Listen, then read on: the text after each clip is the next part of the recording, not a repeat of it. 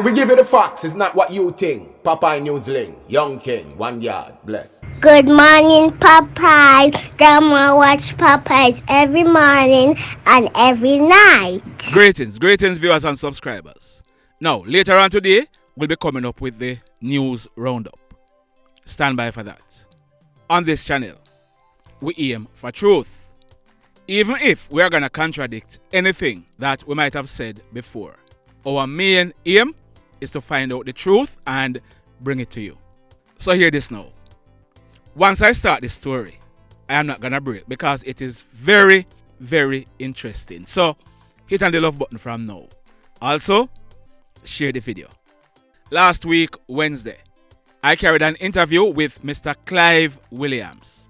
He's popularly known as Banja. I'm not going to repeat all that he has said because the video, it is still on the channel.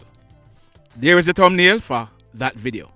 On Friday, I spoke to Clive's estranged wife, Arlene. She had a whole lot to say. Also, there is a thumbnail for that video on your screen. On Sunday, I did another video on the matter. There is the thumbnail for that video also. Now, in Sunday's video, I showed you a birth certificate among other documents. I also showed you a document which indicates that the child had left Jamaica. I also said that based on all that was presented so far, the birth certificate indicated that Clive was the legal father, and I was of the opinion that he was also the biological father of the child. When I posted that video on Sunday, someone corrected me. I'm going to put what the person said on your screen. The person said, "Good morning, Popeye. Being the legal father as per that birth certificate can also be null and void. I used to work at the RGD. Now, for those who don't know, the RGD is the Registrar General Department." The person went on, "Once a DNA is done, if one is done, and it proves that he is not the father, the next order of the court is, an order is then issued to either put the child's name in the right father's name, if the right father is tested as well. If not, the child's name is reverted to that of the mother's. An authority is then issued by the Registrar General, which allows her to re-register the child. Once again, if the mother's story is true and all this was done, her records supersedes the original." So what this person is saying right here is that if all of that is done and the mother obtains a new birth certificate, the birth certificate with Clive Washington Williams as the father on it would be null and void. Someone else commented on what the person said. That person said this: "Ditto. Now, the mother needs to have this unfortunate situation resolved. She might choose to do so off social media, but for the child's sake, she must act now." Well, it seems as if the mother acted long ago. Listen me now. You remember that it was last week, Wednesday, I posted the interview with Mr. Clive Williams? Well, on Thursday, one day after I posted that video, I got this WhatsApp message from someone. The person said, "Greetings, my brother. Big up on the work you're doing." I responded, "Blessings, family. Thanks." The person then tried calling me. I responded, "Can't take any calls now." The person responded, "Okay," and that was it for last week, Thursday. Monday night, these messages were sent to my phone. The person said, "Good night, sir," and it's the same person who texted me last week, Thursday. The person said, "Good night, sir. I am here to bring closure to the saga regarding my daughter." That person is not Clive Williams.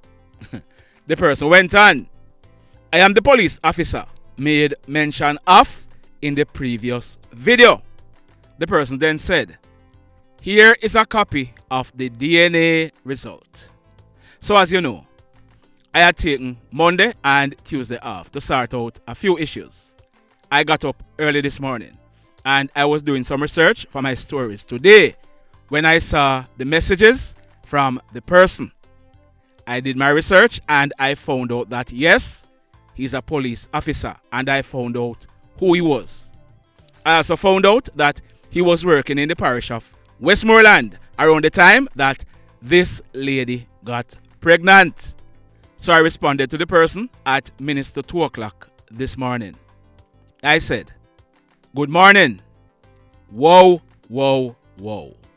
Would you like us to have a discussion and put this story to rest?" You can't blame me for trying, you know. Don't blame me for trying. Somehow I go say, the one Papa I love mix up, but don't blame me.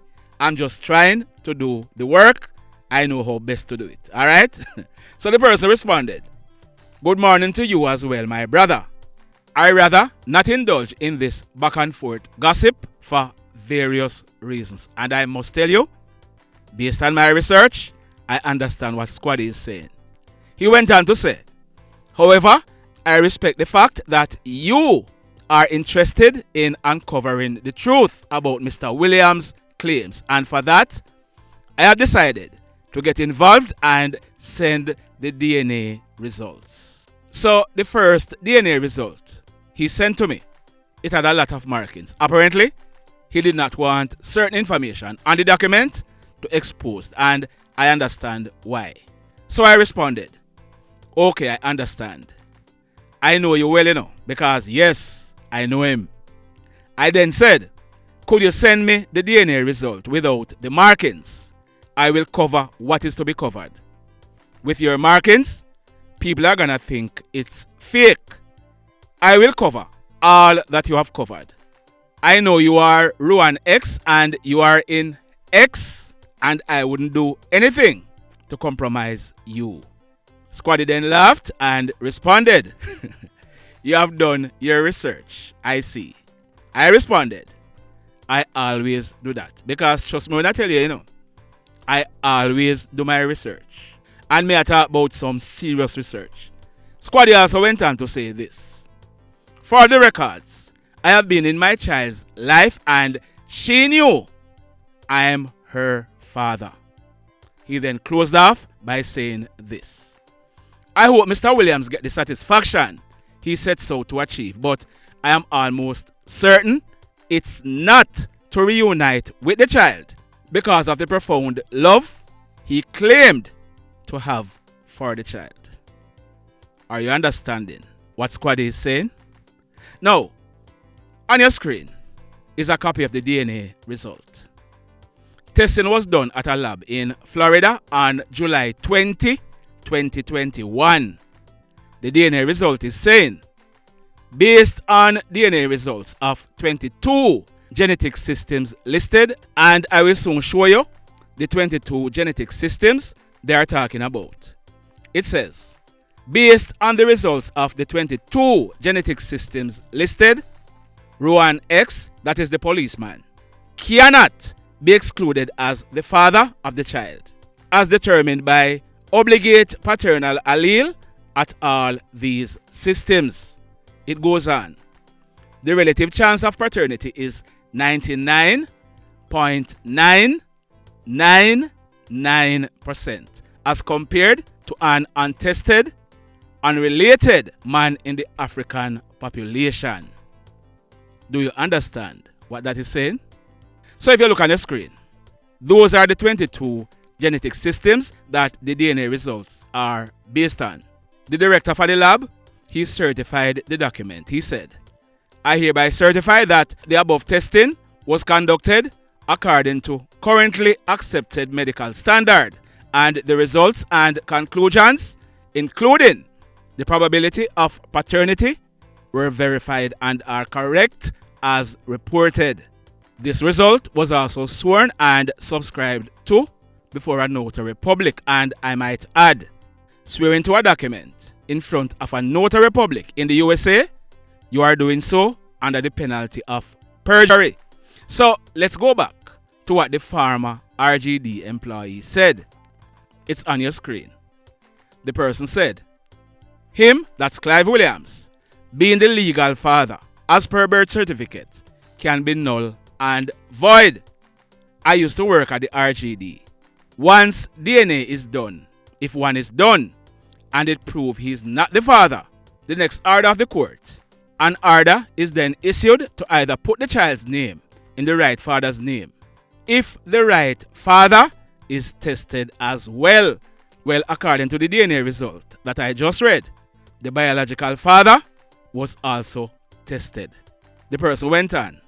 If not, the child's name is reverted to that of the mother's. An authority is then issued by the Registrar General, which allows her to re-register the child. Once again, if the mother's story is true and all this was done, her records supersedes the original. My viewers, my subscribers, is this the end of the matter? In my view, it is. Blessed love, everybody.